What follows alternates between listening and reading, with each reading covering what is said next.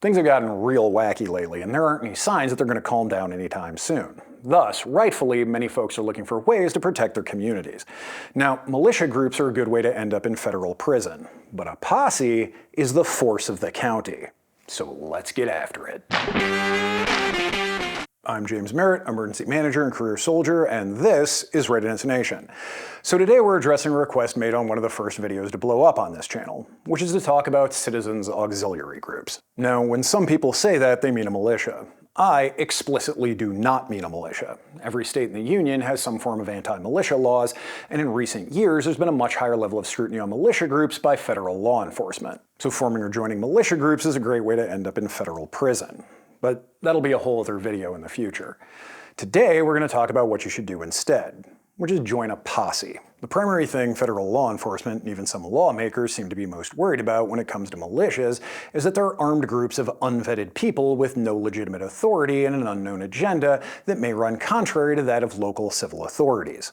What I'm proposing addresses all of those concerns and thus provides a framework for communities to protect themselves from all forms of disasters, while putting everyone's concerns to rest and keeping Fed and congressional Karens off your back. Whereas what I'm talking about does in fact draw on the traditional definition and legal authorities of a posse, I also mean for the inclusion of other programs, training, and legitimate authorities to provide communities with the capabilities to protect themselves against any hazard. These programs and authorities include posse comitatus, reserve police officer programs, volunteer firefighter programs, and the Community Emergency Response Team program, or CERT.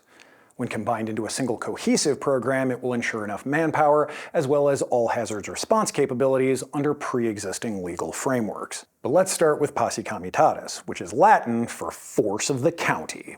This is the common law authority by which sheriffs are able to deputize any man of arms-bearing age to ensure that there's enough law enforcement to uphold rule of law in their jurisdiction. Now, don't confuse this with the Posse Comitatus Act, which is the law that forbids the use of federal military forces as posse comitatus.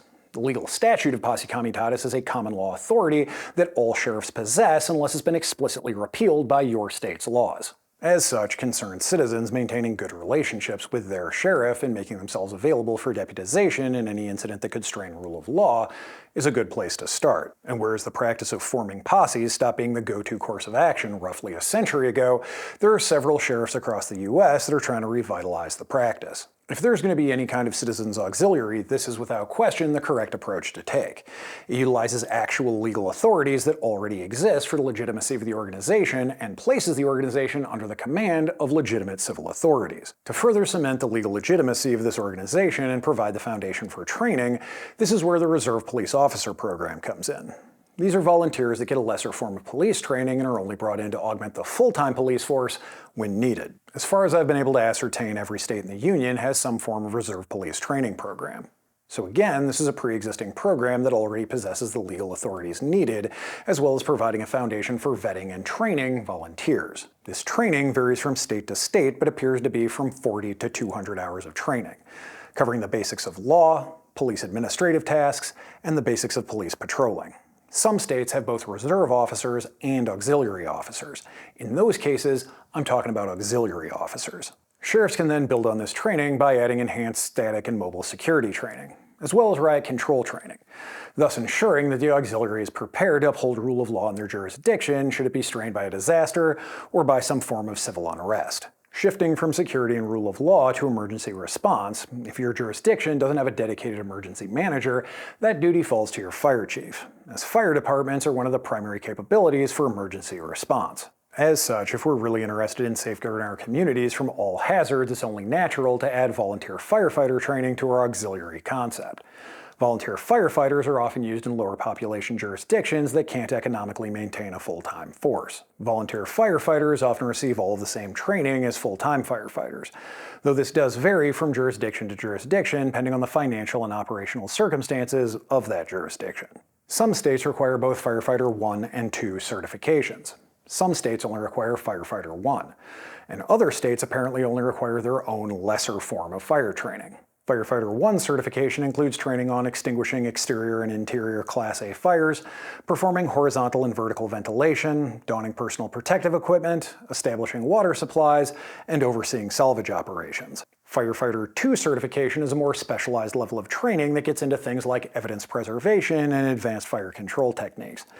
Each certification level appears to be about 200 hours of training, but don't quote me on this one. So adding volunteer firefighter training to our auxiliary again draws on programs and authorities that already exist and ensures that there'll be enough personnel on hand with the technical knowledge and skill to respond to complex natural or man-made disasters that don't strain rule of law. To further build on this emergency response capability, that's where the CERT program comes in. Community Emergency Response Team Training is a program developed and run by FEMA to train volunteers on emergency response operations to enhance the availability and efficacy of emergency volunteers. Now, every time I mention FEMA, there's a section of the internet that gets mad. But the CERT program really is an effective mechanism to prepare volunteers to actually be useful to their communities in the wake of a disaster. CERT training includes such topics as disaster mitigation, light search and rescue, team organization and role in emergency response operations, as well as support of emergency medical operations.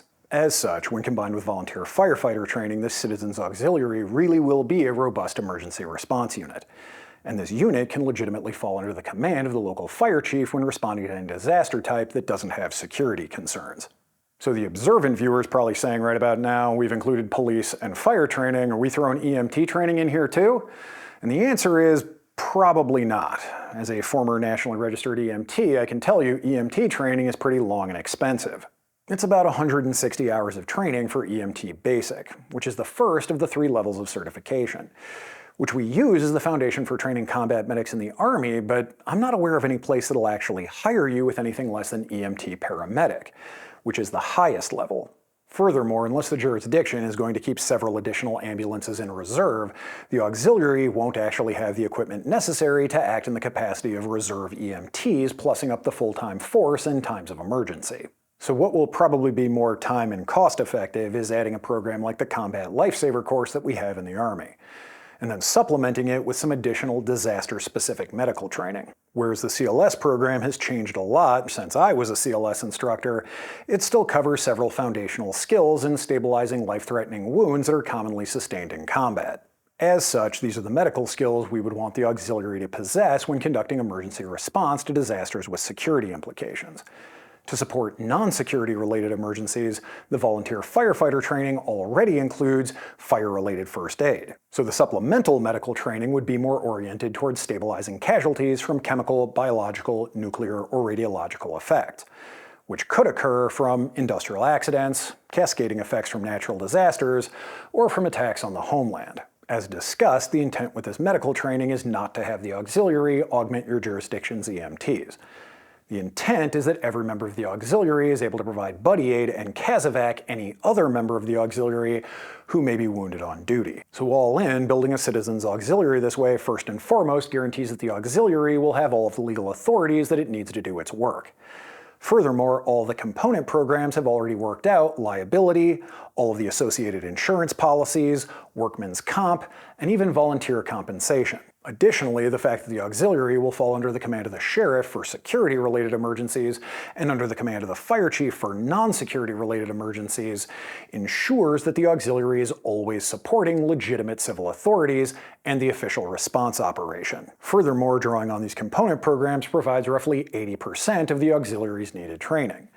These training programs already exist and are already being routinely conducted throughout each state.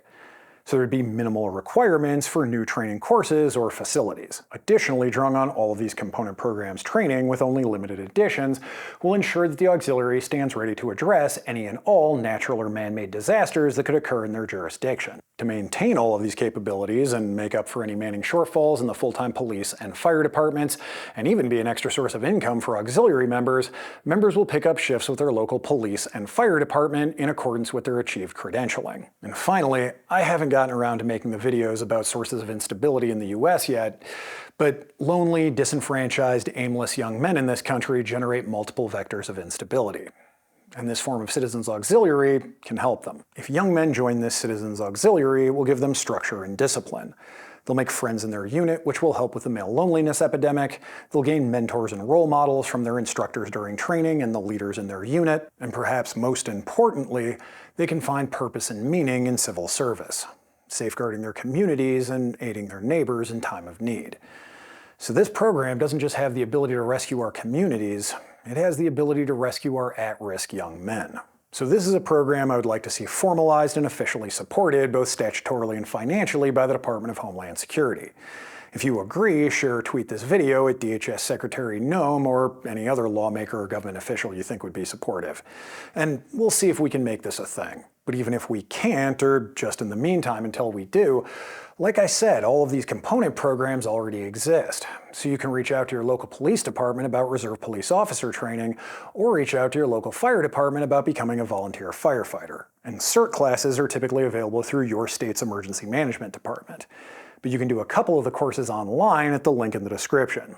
So there are several ways you can get involved and start safeguarding your community today. And if you're an interested sheriff, fire chief, lawmaker, or other government official, feel free to reach out to me. I'm happy to discuss this concept with you, answer any questions you may have, and help you in any way I can to stand up a program like this in your jurisdiction. But that's going to be it for me. So if you found this information useful, give me the old controlled pair on the like and subscribe buttons. And if you found this information useful enough that you want to buy me a beer about it, there's a link to my Patreon and Subscribe Star in the description.